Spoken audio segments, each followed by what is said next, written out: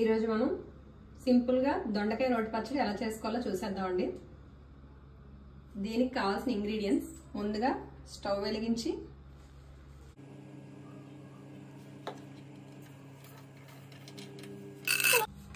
ముందుగా వేరుశనగ పప్పులు వేసుకోవాలి.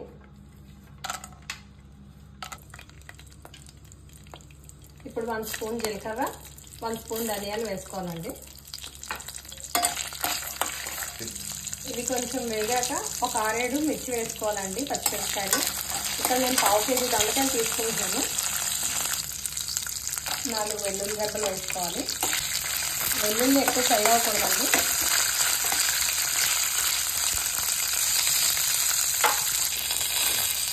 ఇవి కొంచెం వేగాయండి. ఇవి ముందు బౌల్లో తీసేసుకుందాం. అదే ఆయిల్లో మిగిలిన కట్ చేసి పెట్టుకున్న దొండకాయలు వేసుకొని ఫ్రై చేసుకోవాలండి.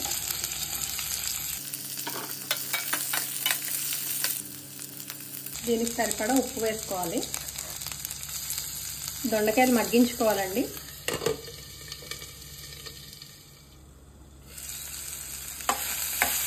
ఇక్కడ దొండకాయలు ఫ్రై అయిపోయాయి. మరీ ఎక్కువ ఫ్రై అవుతుంది, కొంచెం కలర్ చేంజ్ చేస్తే సరిపోతుంది.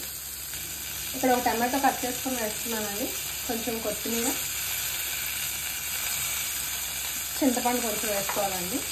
ఇది కొంచెం బాగా మగ్గించుకొని ఒక 5 నిమిషాలు మగ్గించుకోవాలి.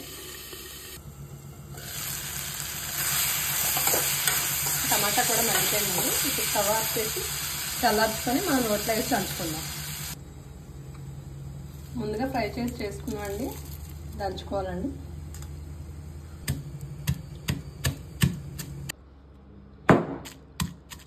ఇవి కొంచెం నలిగాయండి.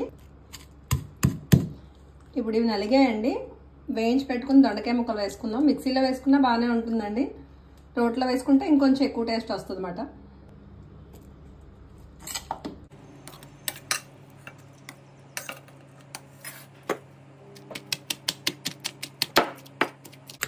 ఇది కొంచెం నలిగిందండి. ముందుగా కట్ చేసి పెట్టుకున్న పచ్చి ఉల్లిపాయ ముక్కలు వేసుకొని దంచుకోవాలి.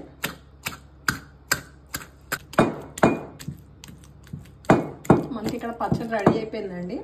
కొంచెం బరకగా ఉంటేనే బాగుంటుంది టేస్ట్. మనకి మిక్సీలో వేసుకున్నా మరీ పేస్ట్ లాగా కాకుండా కొంచెం బరకగా ఉంచుకుంటే బాగుంటుందండి.